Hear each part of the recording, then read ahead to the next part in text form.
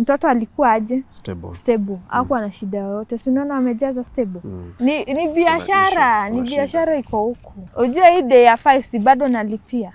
Si kila kitu nalipia. So hata wakiongezea days wana charge. I knew it. My child has got nikiwaambia walikuwa hapo.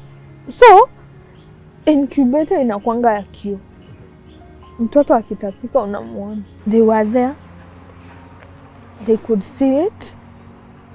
But they took too long to respond to me just because of ignorance or because I'm asking too many questions about my baby. Mrembo, leo tuko imekutembelea na wewe ukatutembeza pahali tunaona ni kurembo sana. Wewe ni nani? Mimi naitwa Fresha. Na naitwa Fresha Mwangi. I'm youth. I'm 30 years. A place inaitangwa YMCA, Young Men Christian Organization. Ni space ya youth. Na kila youth are invited here because it's our space. This is a football ground. Tunachezeanga futa huku. Sometimes we use our halls. Hizi halls unaona. Tunaimba. Tuna act. Tunacheza. Tunatolea stress zetu huku. Hapa ni pahali pa youth. Ukisikia kulia unaweza enda kwa ile kona ushout. Ulie. Hiyo kitu ikutoke. That's how we are. Ndio maana mmenipata huku. Ilikuwa space yangu pia. Wanaitumia sana. That time I'm down. Because it's my space. Like right now you're down. Yeah, I'm down. We'll talk about it a little later. Umesema hapa ni youth wanakutana ama unakuja hapa unavinjari ama you take off your mind? Youth, pia kuna watu wazee wanakujanga wenye ni youth at heart. They are those old men but they are youth at heart. Wanakujanga pia. It's our space. We use it. Mbona ulitu invite? That's why we are here to hear your story and give you a shoulder to lean on. Niliwa invite because I'm very down right now and I'm hurt because ya negligence. Na hii negligence ni ya EOC inaitwa Thika level 5 medical. Na kuna negligence ya hali ya juu sana. Although si kila mtu, kuna pia madaktari wazuri. Although there is these nurses and doctors who are very rude. Na pia sijui kama wanajua kazi yao vizuri. Because I was there, nilienda huko date 28. I was pregnant. Kufika huko, kwanza nilikuwa nimepitia kwa gynecologist wangu. Na akaniambia, Fresha, you are okay, the baby is fine.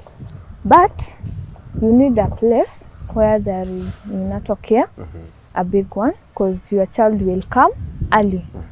And you need a neonatal care for a nursery. Mtoto apelekwe nursery. Nikamwambia okay, no problem, naweza enda. Na akaniandikia katika barua naweza enda hosi, akanisuggestia hosi 2 naweza enda.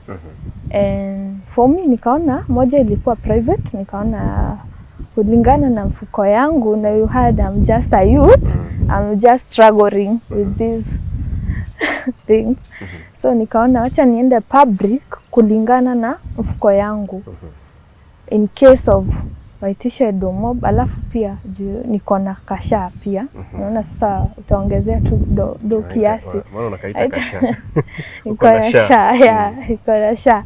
So haita cost domob, in case wanitisha do nitakuwa na kiasi na pia sha isimamie kiasi. So I was okay with medical in my mind because I thought when I go there my life matters and my child's life matters, because that is what I know about hospitals. You go there, they save lives. Yes. That's what I know. And I didn't know, they don't know that it's their job. Sikuwa najua wao hawajui. To care for life, it's their job. So venye nilifika huko wakaniambia, nikatumwa tena kwa gaina niende nione gaina wa huko. Gaina wa huko akaona kwenye nilikuwa makaratasi zangu, akanituma huko juu kwa leba. Venye nilienda kwa leba nikaadmitiwa. Sasa tumefika kwa leba, umekuwa admitted? Yeah, nikaadmitiwa. Yeah. Experience yako ilikuwaje? Venye niliadmitiwa, kuna dawa nilikuwa nimepewa huko na gynecologist zenye inafaa kutumia juu ya hiyo pain na ako ka bleeding niko nako.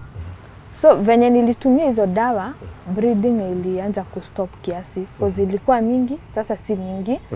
Na jioni nikameza moja bado za ule zenye nilipewa na gyna. Na nikasikia for now I'm okay. Kesho yake kuamka kukakuja daktari.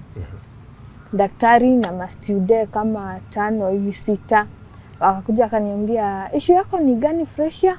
Wakasoma kwa file akaniambia kuna medication unachukua unatumia?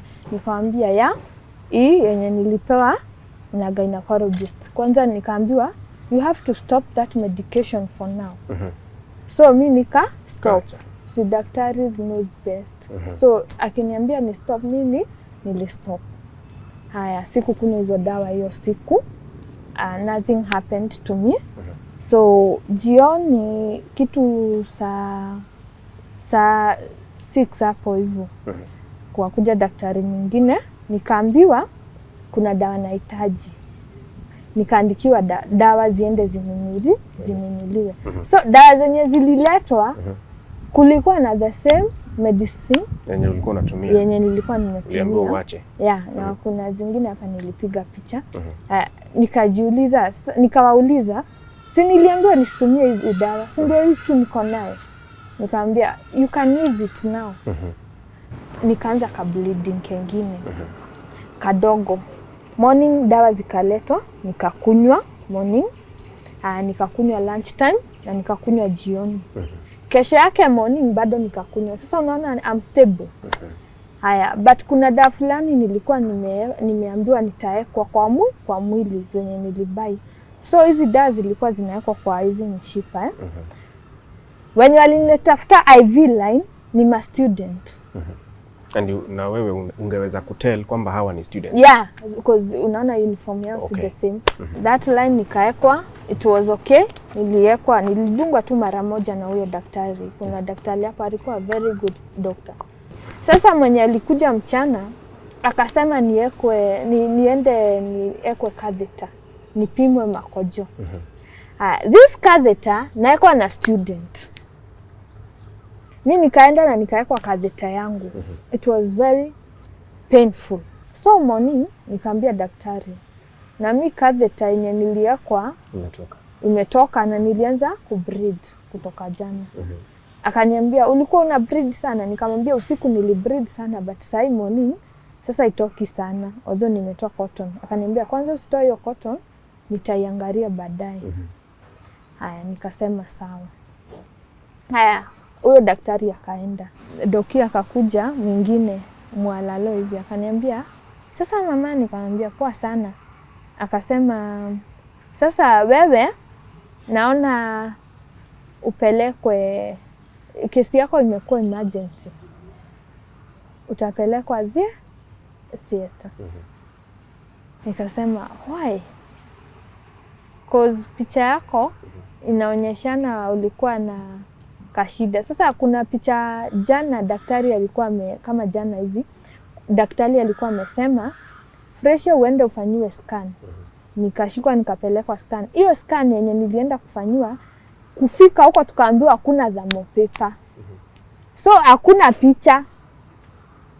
Mnasikiza audio ya scan na sasa records zenye wameandika hapo. Nikaambiwa niko na small rupture. Na niko na 3 days kabla nitoke kwa gyna wangu, nilikuwa nimefanyiwa scan, a full scan yenye naona hadi mtoto na yenye najiona. Na akaniambia you are healthy, the baby is healthy, hata umefunguka 2 centimeters and you will have your baby in a good way without CS, but atakam early. Unaona? So that information bado janitoka kwa kichwa. Cause huyo ni mzee mwenye anajua venye anafanya. Nikaambiwa ati niko na rupture. Nikasema sasa rupture iko na shida gani? Nikaambiwa niinduciwe. So my sis venye alikuja na familia yangu wakaambiwa buy hiyo medication. Sisi wakaenda wakaninunulia hizo dawa. Wakakuja nazo za kufanya nini, za kuindusiwa. Wakakuja nazo. Doki mwenye alikuwa huko akasema kwanza niwekwe katheta ingine. Ya pili. Ndio masusu ipimwe, nijulikane kama nitafanya nini, nitaindusiwa. Nani ananiweka katheta? Another student. Although this one ni kama alikuwa amemachua kidogo, anajua venye anafanya. Nikamwambia na ujue katheta ya kwanza ilikuwa so painful. So try your best. Cause mimi mkiniweka ingine kama hiyo, mtanitoa nikipiga nduru huku kwote. So try your best kuiweka vizuri. Nikaenda na huyo studio akaniweka vizuri kabisa. So this one haikuwa na shida. Ikapima masusu hadi saa 2 hivi za usiku, nikatolewa. Nilikuwa niindusiwe. So sikuindusiwa that day. Na nimebuy dawa. But the weird thing is, waliindusiwa mama 4. Walisikia kauchungu kiasi for 2 hours to 3 hours. But that medicine didn't work. Hawakusikia uchungu tena na wameindusiwa. Uchungu ikaisha na wakaambiwa kesi yao ni emergency. Pia wao watapelekwa nini? Theater. Watu hawakuwa na issue. Walikuwa tu wanafaa kuwekwa dawa ya uchungu, wafanye nini, wazae. But sasa wanapushiwa kufanya hii ya theater. Hadi tukaanza kuambiana. Mume notice kila mtu akikuja kwa hii ward lazima afanyiwe CS hadi wenye wanazanga nomo. Hadi tukaanza kusengenyana huko. Unaona wamama wakasema unajua CS inalipwa 20k na SHA. Na kupata nomo ni 10k. Maybe that's why wanashinda wakituambia tufanye nini? CS na kufanya issues zetu zikue. Nikaambia jifanyweni wenye mnataka kusign. Mimi hiyo kitu si sign. Cause for me niko na information. So nyinyi kama hamna peweni yenye mnajua. For me niliambiwa I'm okay. The baby is okay. So I know. From my heart I know I'm okay. Niliona. Si hii inafanyiwa audio, hata sioni picha za mtoto wangu. Na ninaambiwa ati nitafanyiwa CS. So for me nilikuwa na small ka information venye mimi niko kwa mwili yangu. So sikuwa kama hawa. So nikasema mimi sitafanyiwa CS na sitasign hizo mapepa zao. Nikatumiwa hadi mtu wa kuniongeleshea. Nikamwambia mimi CS sifanyi. Cause mimi ndio nimebeba huyu mtoto. Mimi ndio patient na mimi ndio najua venye nasikia. Na kama niko na nguvu. Na venye na feel I have that strength to push. Akaniambia nitakuja kesho nione. Na nikapatiwa 8 hours. Kama sita decide, my sister aliambiwa umepewa 8 hours. Kama uta decide fanyiwe CS, ujue venye utafanya. Because I will sign it for you. I won't allow you to die when I'm there. Nikamwambia sis, wewe uelewi chenye inaendelea huko. Mimi CS sifanyi na sisaini hiyo kitu. Venye nilitolewa hii catheter, pain ya labor nilianza kuisikia. So nasikia pain ya labor. Nimepata watoto wengine 2. So I know the labor pain. I know it very well because my first born nilimzaa peke yangu. So ukiwa na labor pain kuna venye unaendanga kwa choo mara mingi kususu, usikia kupopo venye nilisikia mtoto anakuja. Nikajua the baby is coming. Nikamwambia mtoto wangu anakuja. Namsikia. Ni kutoka anatoka. Hakuna mtu anashughulika. Mimi sikushindania na venye anasema. Si nimepanda kwa bed. Mimi mtoto ni kukuja anakuja na I can feel it. Mtoto ni kutoka anatoka.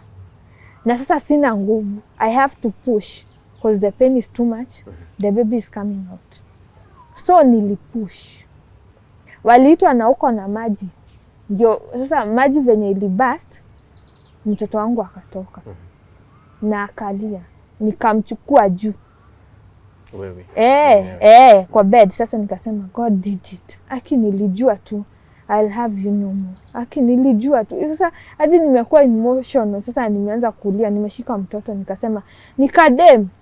Sasa ndio wanavaa grooves. Mtoto ashatoka. Nimejua hadi ni dem. Nawauliza ni saa ngapi? Wanasema ni 11:53. So nilijua nimezaa mtoto dem. na ni 11:53 na amelia. Kwetu tunajuanga ukizaa mtoto na akilia, huyo mtoto ako sawa. We know that, everybody knows that. Akachukua mtoto akafunga. Sama student wamejaa hapa, nikizaa walikuwa wamejaa hapa, vijana, madem wamejaa hapa. Sasa waangalie huyu patient wa MPH atazaa aje, because walikuwa wameambia sasa niko na shida, hadi nimeanza kutafutiwa damu nini kuwekwa line nyingine bado sasa ya kuwekwa maji au chungu. So wameniangalia hapa, nikizaa walikuwa hapa wanaongelelea sasa venye kutaenda na mimi. Saa hizo nawaambia nini, mtoto nikukuja anakuja. Wao wako busy hapa wanaongelelea venye watani handle, na mimi nawaambia the baby is coming. But wao wanaona, wao ndio wanajua sana kunishinda mimi, who I'm telling them mtoto anakuja. Haya, sikushindania na wao. Mtoto akachukuliwa na midwife, nikamwambia si unifunikie kitu. Student mmoja akatoka akaendea kitu akanifunikia, kwa sababu niliwaambia shuka. Haya, mtoto wangu akafungwa, akaambiwa mtoto wako ako na 1.3 kg. Nikamuuliza si tena akiwa kwa bola alikuwa 1.45. Nikaambia ime drop sasa ako 1.3. Nikasema all I needed is my baby, so I don't care. The kgs zitajiongezea kwa nasari. Nikasema ni sawa tu. Nikamwambia leta mtoto kabla umpeleke nimguze, nimshikashika, unaona ile la board. Nikachukua, alafu ndio nimwangalie vizuri, nimuone kabisa how she looks. I had a very beautiful girl, anaitwa Renata. She was beautiful, hadi alikuwa ananyonya. Alizaliwa tu na kakaanza kunyonya ulimi, so venye kaliletwa kalikuwa kananyonya kaulimi hivi kunyonya. Na kanajaribu kufungua tumacho. So kalikuwa ka healthy kabisa. So venye kaliletwa nikakachumu na nikaambiwa nitaenda kukaona kwa ninatokea. Kakapelekwa kwa ninatokea. Venye hii maji niliweka nikasema sasa nimepata nguvu kiasi, kwanza poesha hii maji nioge at least niende nione my child. I want to see her. I'm just, unaona ile excitement of being a mother. Yeah, so you want to see your baby. Hata ugojei, yani I have this, I did it without CS, so I was so happy. Venye niliingia ninatokea, kitu ya kwanza niliona ni mtoto amepasa, mtoto mmoja amekufa this side, and the other side kulikuwa na katoto kengine kamekufa. Na sasa mtoto wangu ako hapa katikati. Oh my God. Venye sasa niliona huyu mtoto anapumui na amekufa, niliingia tu hivi nikasema, venye niliona huyo mtoto nikasema no, this is not my child. Unaona sasa nilikuwa nikauliza mtoto wangu ako wapi? Nikaambiwa mtoto wako ni hiyo hapo. Kalikuwa sawa. Sasa nikapumua. Thank God you are alive. Sasa mimi ni kumchumu tu, although sikuwa na maziwa, so nilikuwa that joy kukaangalia ka new being. So mimi kazi yangu ilikuwa kushinda hapo, nimeangalia, nimehangi. Sasa mimi ni kuangalia sasa mtoto hivi, this joy. So nikaangalia mtoto wangu almost 30 minutes, nimekaangalia. So naangalia kila kitu, unaona sasa kuangalia mtoto wako everywhere. Kama ako na shida yote, nikafeel I'm okay, I'm good to go. Nikaenda huko kwenye tulikuwa kwa labor, nikajiangusha hapo kwa bed fulani ilikuwa hapo. Nikarelax, nikalala. 2 hours to 3 hours, 6 ikafika. Mapero wangu akakamu na chai, nikakunywa kachai at least tumbo iache kusikia hiyo baridi, na nikasikia mwili imerudisha nguvu. Sasa sitetemeki tena. So I think I needed hot something too. I needed just maji moto ama kachai ka moto. So nikafeel sasa niko na strength sasa ya kwenda juu tena. Kufika juu tena, bado wale watoi walikufa bado wako hapo, hawajaondolewa. So wale madha wengine sini usiku yote, si wamelala hapo usiku mzima. So watoto wengine wakienda kunyonyesha, ukienda kunyonyesha mtoto wako unaona watoto wengine wamekufa hapo. So you see this panicking, unajiuliza na mtoto wangu akikufa, unaona ile mentality sasa umewekwa juu hadi hao watoto waondolewi hapo. So unaona kunyonyesha, ukiangalia katoto kengine hapo kamekufa, hiyo kitu iliniguza. Hiyo trauma ni kubwa sana. Una feeling kai, God just save my child. Nikapata yako sawa, hadi kamefungua macho. Nikaanza sasa kukaita jina, hadi nilikuwa nimemtafutia jina Renata. Sasa hadi huyo mtoto alikuwa amejua akiwa kwa tumbo jina yake, cause nilikuwa namuita jina venye nilijua tu sex yake ni gani. I had this name for her. So tulikuwa tunaongea, so mtoto hata akisikia namuita jina alikuwa ananitafuta. So you can see the baby. Yeah. Nitakuonyesha video hapa ya first day akiwa na hours. Alikuwa ananitafuta. Namuita Renata, kanaangalia hivi, kanafungua tu macho kuniangalia. Nikapata amewekwa tube ya mdomo. Sijaiona hiyo tube tena. So nikauliza nurse mwenye alikuwa hapo. Nurse, can I talk to you? Akaniambia, yeah. Mbona mtoto wangu ako na tube kwa mdomo? Kuna issue? Akaniambia, that is a feeding tube. Uende ukamue maziwa ulete. Ilitoka almost 5 ml. Nikaenda nayo, nikasairedi kakuota hivi. Nikaenda nayo. Sasa nikaiweka hapo. Katoto kakakunywa tu hiyo. Nikarudi tu kwa hiyo room ya kukamulia. Nikakaa chini kwa floor. Nalia, nafinya. Haikutoka ingine. Nikasema thank you God kwa hiyo 5 ml. Acha niende nikule nikunywe kitu, maybe itatoka ingine. Nikaenda nikafinya mpaka jioni. Jioni ndio nilipata hiyo 10 ml. Nikaenda nikapea mtoto wangu. That night kukakuja nurse mzuri sana. Nurse hadi nilikuwa na feel sasa God, kama huku kuko hivi my child will be okay. Nurse akakuja mzuri, anatuonyesha venye unafaa kufinya matiti. Alikuwa hadi ananisaidia kufinya, ananionyesha matiti inafinyangwa hivi kama unataka itoe kitu. Hebu nieleze, mtoto alikaa pale nursery for how long? Alikaa 4 days. Tuseme ni 3 days and a half. Yeah. Then what happened? Hiyo kuna date 6 jioni. Kuna nurse fulani alikuja. Very rude nurse, na alikuwa sana hao watu wake wa student wake. Sasa amekuja, nurse ni mmoja, hao wengine ni student. Akakuja. Nikasema ilikuwa kitu saa 3. Sasa red flag zangu nilianza kuzionea hapo. Saa 3 akakuja, akapata tunanyonyesha. Akasema, mama, tokeni. Kabla aseme tutoke, nikamwambia nurse, si uniwekee mtoto wangu feeding pipe nimpe maziwa. Akasema, sawa, ngoja hapo utakuja kuwekewa.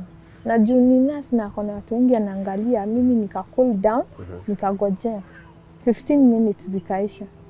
Mama fulani alikuwa hapo akaniambia, hebu mkumbushe, maybe amesahau. Na unaona tuko na 1 hour ya kufeed. Tulikuwa tunafeed after 3 hours, tunaenda 1 hour. Tunafeed watoto wetu. So mimi nikaenda nikamwambia, nurse, bado sijawekewa tube. Akaniambia, wewe si ugoje, nini mbaya? Ngojea. 15 minutes zimeisha. So venye aliniongelesha hivyo, nika cool down. Nikaenda nikakaa chini, nikasema acha niache kiherehere, acha nigoje nikuje niekewe tube. Nikakaa. Haya, ikafika na 34.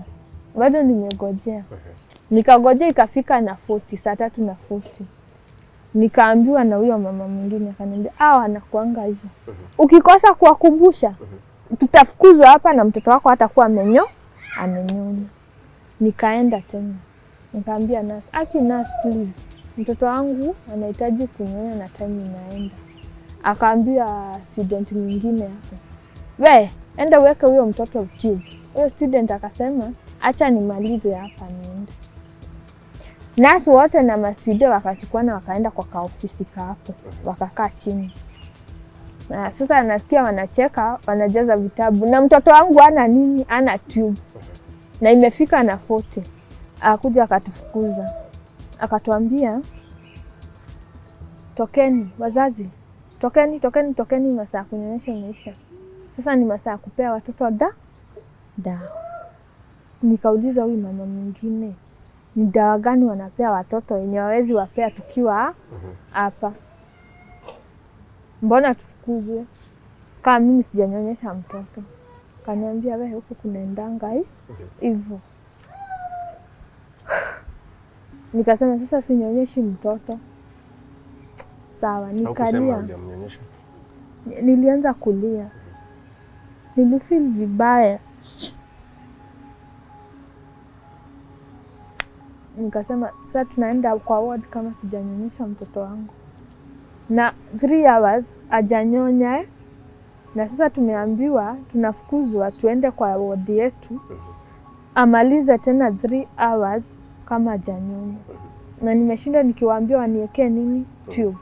Wanani ignore tu. Nilifeel vibaya sana. But sikuongea tena. Cause huyo mama aliniambia, hebu acha kuongeleshea rude, usiongee na nguvu. Yani kama una shout, usiongee na nguvu. Wase wanakuanga wabaya, hata washughulikiangi mtoto akiona uko na maswali mingi. So achana na wao. So sikuongea tena. Nilifeel vibaya. Alafu kuna hii sasa, unaona kuna hii situation ilikuwa imeanza kunishika. Pressure inapanda. So pressure yangu ilianza kupanda cause nimejam. Nimefeel vibaya. Sasa hewa ikaanza kunipotea tena. Nikaenda nikapanda kwa stairs pole. Although that day I cried. Even nililia kama hiyo masaa 3 sikulala. Masaa ya saa 6 nikatoka, hata ikuwa imefika vizuri. Saa 6 usiku nikakimbia. Mimi ndio nilikuwa mzazi wa kwanza kufika. Kwenda kunyonyesha sasa. Nikaenda nikapata mtoto wangu aliyekwa tube nikitoka. Although ametapika na hii tube ni kama imetoka half imetoka na imejaa matapiko. Na matapiko imejaa hapa. Nilipata mtoto akitapika.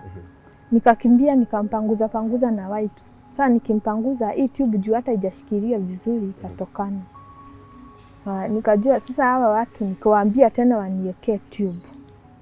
Mtoto wangu atatoka hapa kama hajafanya nini? Hajanyonya. Na juu niko na maziwa, nitachukua mtoto wangu nimweke kangaru. Kuna venye katoto kadogo kanaikangwa kangaru. Nimpe maziwa nimfinyie. Kwa hajajua kunyonya vizuri. Sasa nitakuwa namfinyia, anameza namfinyia tena. Unaona sasa nitamfeed hivyo. Sitaita mtu anisaidie. Cause nikiitana nitatoka hapa kama mtoto wangu hajafanya nini? Hajanyonya. Nikafeel siiti mtu tena. Nikachukua mtoto wangu nikamfunga kangaru nikamfunika. Nikaanza kumfeed. Mtoto unaweza sema anajua ni mtoto mzima. Hadi anaanza kunyonya, kujivurutia nyonyo sasa. Although sasa unaona maziwa ni mingi sasa itakanyonga. So nilikuwa nakanyonyesha nikifinya. Mtoto akafeed mpaka akakataa nyonyo sasa hataki. Unajuanga mtoto wako akishiba ukiwa mama. Nikakapanguza vizuri, katoto kamefurahia, kameanza kucheka, kucheza na mimi hivyo. Mtoto wangu nikaona anarudisha nguvu sasa. Although kalikuwa ka wiki nikifika, nikakarudisha hapo. Mtoto ako healthy. Nikashinda na yeye, nikaenda nikamnyonyesha hivyo saa 9 hivyo kama ana tube, hakuwekwa tube tena. Asubuhi ndio kulikuja daktari mwingine anaitwa Dr. Mohamed. Mzuri sana. Akaniambia, Fresha, mtoto wako anaendelea aje? Nikamwambia anaendelea poa, although hajapupu. Akaniambia, what? Mtoto hajapupu? Kwani ashibi? Akakuja akamguza tumbo, akamwangalia. Na nikamwambia na hiyo Fridal yako jana ni kama imemkausha. Because hiyo dawa tulienda huko, hiyo aliyekwa alikuwa amedungwa lines zingine hadi mtoto kamefula mkono. So nikajua information maybe nipe huyu daktari junior tu anaonekana ako na heart atanisaidia. Nikamwambia daktari mwenye alinidungia huyu mtoto line ni kama alimdunga vibaya. Unaona amefura mkono na amedungwa. Kaniambia usijali Fresha, tutatoa hiyo line. Na hiyo Fred umeniambia inakaaje? Nikamwambia buona Sasa mtoto alikuwa amekaa kama amekaushwa na stima. Unaona kamkono kameshikana hivi. Nyama imeshikana hivi. Unaona kama kamekauka mkono, yani design kama kalikuwa kamewekwa kwa stima hivi kakakaushwa. Daktari akaniambia nimeona hivyo. Hiyo fluid atawekwa tena juu shapata maziwa. Utamnyonyesha tu. Akaniambia, na mbona unanyonyesha mtoto? Nikamwambia juu jana nilishinda nikisema niekewe tu, nisikuwekewa. Iliekwa venye nilienda na iliekwa vibaya. So ikabidi ninyonyeshe mtoto wangu asisikie njaa sana. Akaniambia ni sawa, but usiku unanyonyesha mtoto hajafika wa kunyonya. Uko unampea na unamfeed na hiyo tube. Nikamwambia sawa. Na huyo daktari akaniwekea tube. Akaniambia mweke hapo nitakuwekea tube. Niye aliniwekea tube vizuri sana, haikusumbua mtoto hiyo tube. Akamweka tube na huyo mtoto akashinda poa. Although alikuwa ameniambia atapelekwa askaniwe tumbo bona hajapupu. Kukaa mtoto wangu akapupu. Sinaona ni kama alikuwa njaa, hakuwa ameshiba vizuri. Mtoto wangu akapupu. Nilifurahia. Alikuwa na kitu kia white kilikuwa kimemfunika hapo kwa pupu kikatoka. Nikaita daktari huyo Dr. Mohamed, mpaka akapata nalia hadi akacheka. Kaniambia hadi unalia? Nikamwambia gai nikufurahia wewe, gai nilikuwa na stress. Akaniambia usijali, sasa mtoto ako sawa. Kama amepupu ako sawa. Sioni kama ako na shida nyingine. Unaona sasa mtoto wangu ameshinda akiwa healthy. Jioni saa 3 mimi nikaenda na nikaacha mtoto wangu ako healthy. Sasa I'm happy again. Sasa nimeacha kulia venye nilikuwa na stress venye alifanyiwa. I'm happy again na nimerudi kwa ward. Saa 3 ikafika. That night. Nikaenda kuangalia mtoto wangu. Ukienda kuangalia mtoto kwanza ulikuwa unaoga mikono. So nikaeka wipes chini na maziwa na hiyo syringe ya kufeed. Nikaoga mikono. But nikaona mtoto nikutapika anatapika. So nilihari kuoga mikono haraka nishike mtoto. Unaona hizi mshika na uchafu. Nikakimbia.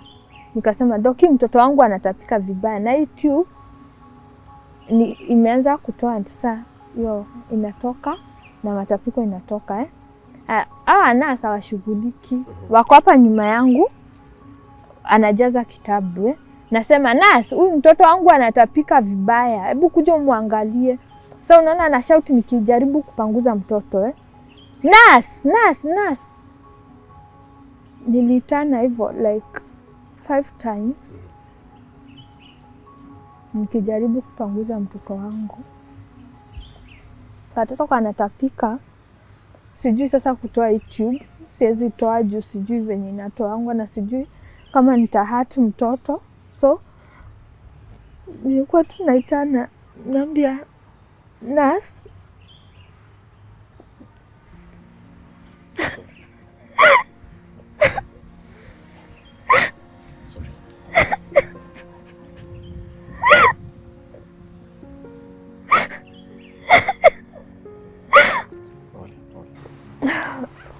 nilikuwa nimeshika mtoto wangu. That time napanguza mtoto wangu. Unaona venye mtoto amekosa hewa kabisa. Ana struggle kupumua na kutapika at the same time. Mtoto nilifeel mtoto ananiacha. Kuna this feeling, a sharp pain na tumbo unasikianga imekatika tu mara moja when someone you loved is leaving you. Unafeel. I felt it. Nilifeel mtoto wangu ameenda. Nilishout nikasema guy, mtoto wangu apumue. Guy, mtoto wangu amekufa. Niwaambie nawaita msaidi. Mtoto wangu amepass. Wanaanza kunifanya ati nisi concentrate na mtoto. Ananiambia hapana, wewe hajakufa, toka. Naambia mtoto amepass. I can feel it. Apumue. I can feel it.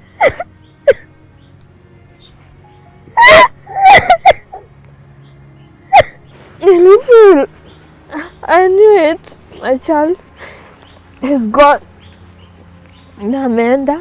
Nikiwaambia walikuwa hapo. So incubator inakuanga ya kioo. Mtoto akitapika unamuona. Kuna sound anatoanga. Kila mtu akitapika kuna ile sound anatoa. Hata katoto kuna ile sound kanatoanga. They were there. They could see it. But they took too long to respond to me just because of ignorance or because I'm asking too many questions about my baby. That's how I lost my Linata, my baby girl, nikisema, nikiitisha help.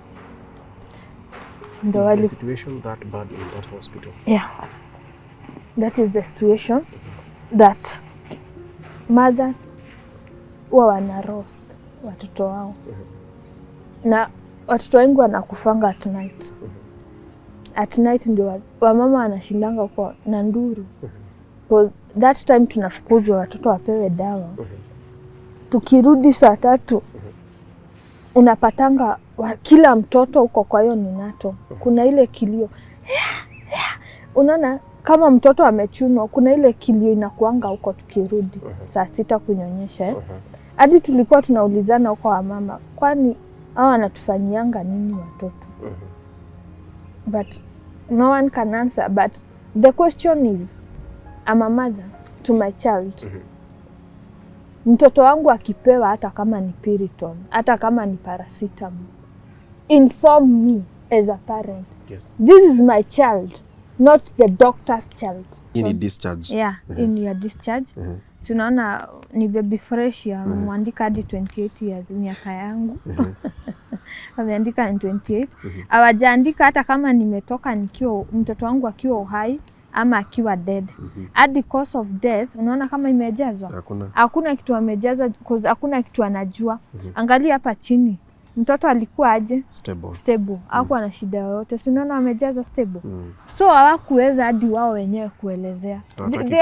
They are even ashamed of what they will write in these records. Hawajui.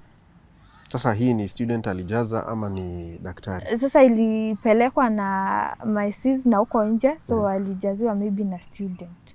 Sijui ni nani alijaza. So sasa wanaweza andika aje mtoto ni wa 28 years? Na wanaona hapa kwa ingine. Si unaona mtoto alikuwa amekaa huko 5 days. Hata si 5 days, ni 4 days. Wameandika 5 days. Hapo sasa. Ni biashara, ni biashara iko huku. Ujua hii day ya 5 si bado nalipia.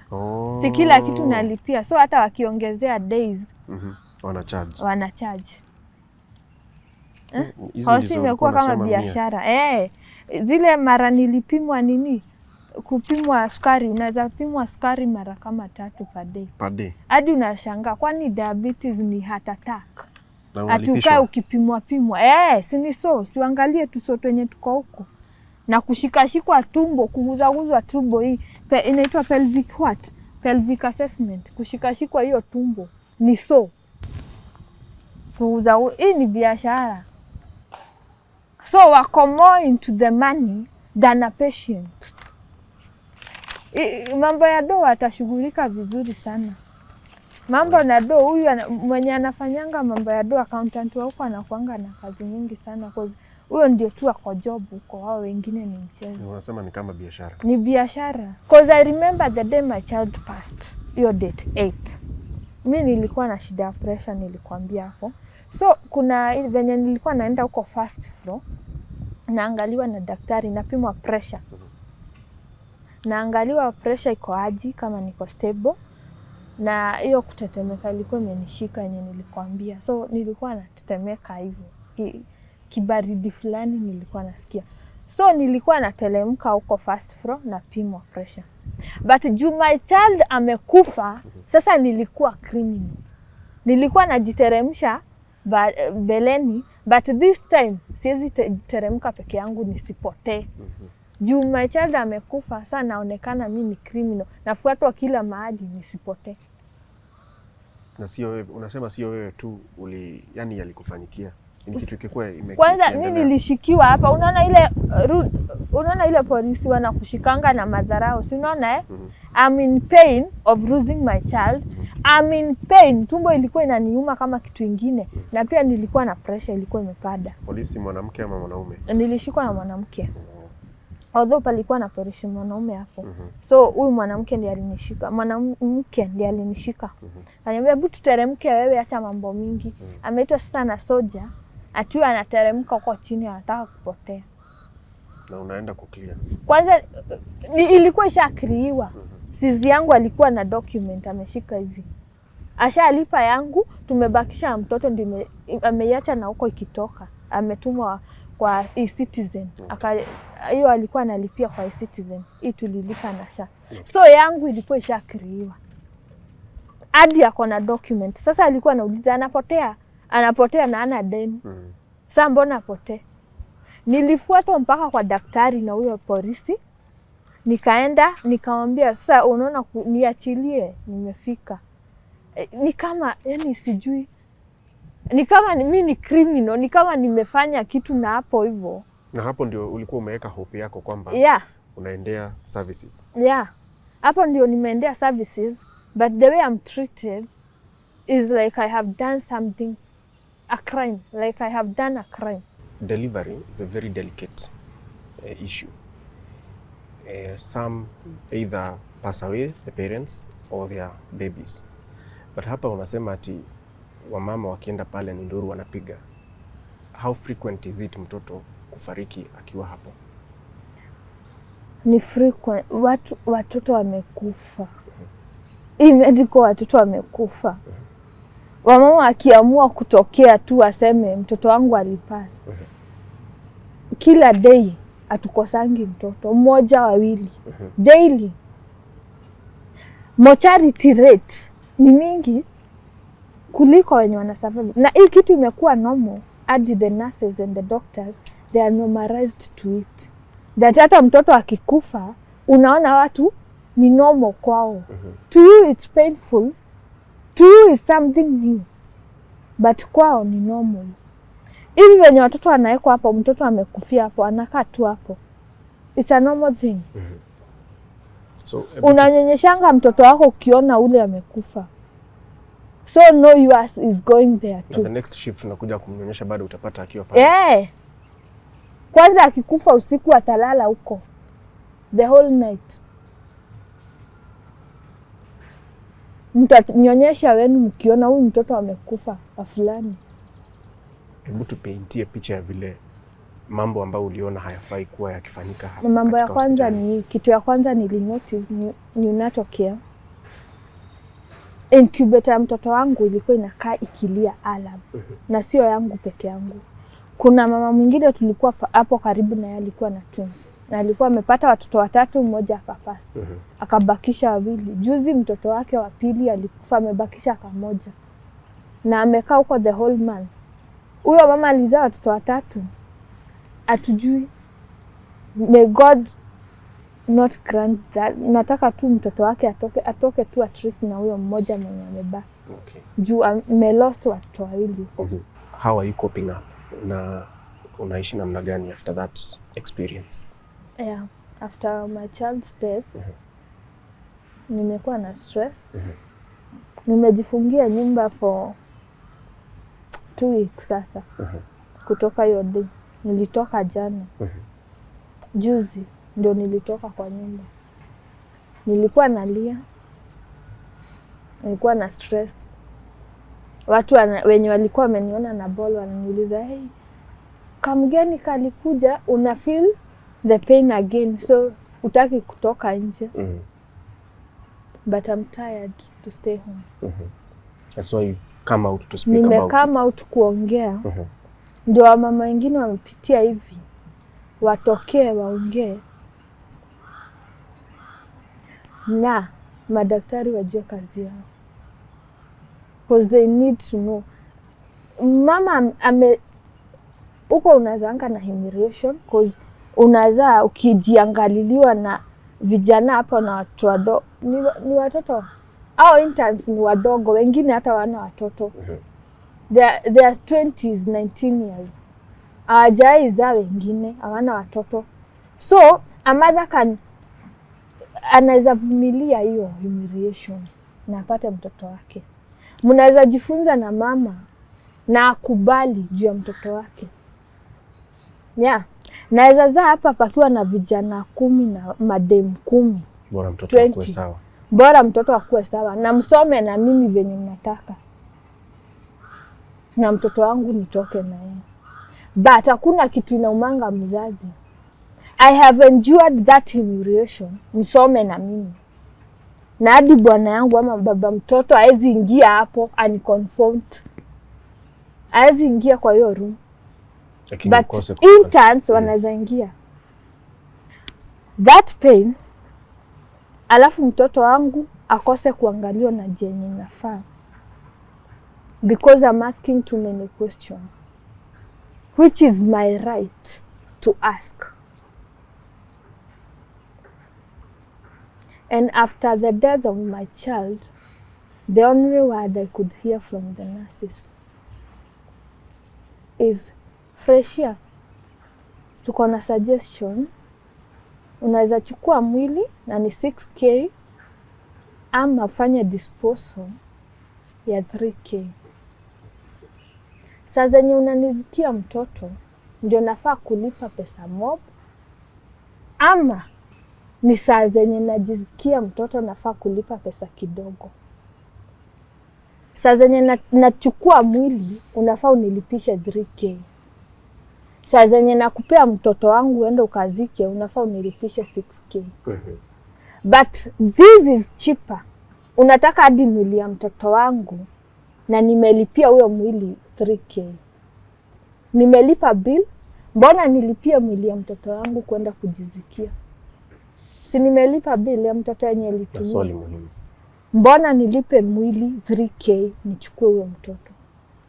Ni uzike huyo 6K nichukue mwili ya mtoto wangu. Kama utafanya disposal, hosi itafanya disposal, nilipe 3K. Kwa hivyo ni cheaper kwao wazike. Ulipe 3K. Kama nitaitisha mwili ya mtoto wangu naitishwa 6K. Why? Why? So what message do you have for the management in that hospital? I want them to know this. Being sick is not criminal, is not a crime. They are there to save lives. And they need to do that.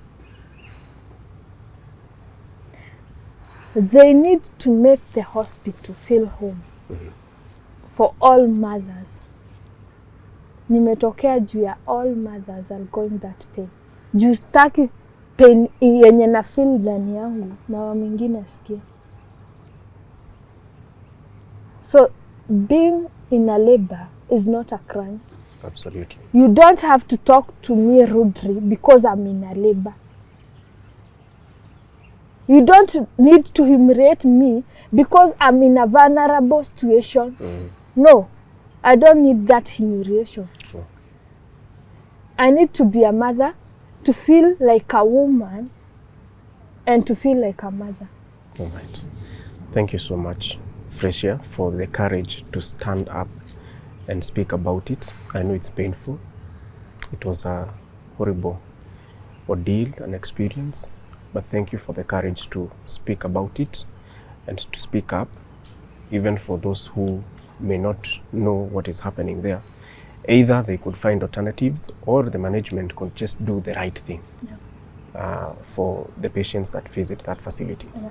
Thank you so much. Let them reduce the mortality rate for the kids. Yes. Because children are angels.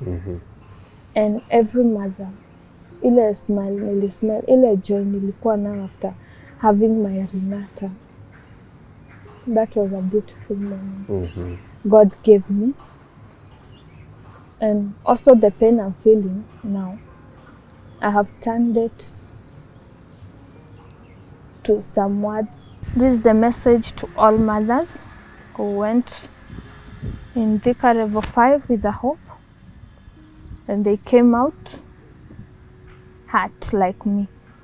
To every mother who has walked into a public hospital full of hope and walked out with empty arms, I see you, I am you. Renata, my name is Freshia Mwangi, and my daughter's name is Renata Lillian. She was my world, she was live, and she was taken from me. But her light will not go out quietly. Tuko family, that's the horrifying experience and many other ordeals that Freshia Mwangi underwent at Thika Level 5 Hospital. If you've been there, what has been your experience? We've tried to get into that hospital and see what we could get. Fortunately or unfortunately, the governor is expected, so they have cleaned it up. But for how long? And for how long will mothers like Freshia suffer in that hospital? This has been my story right here on Tuko. My name is Kingori Wangeshi. Thank you for watching.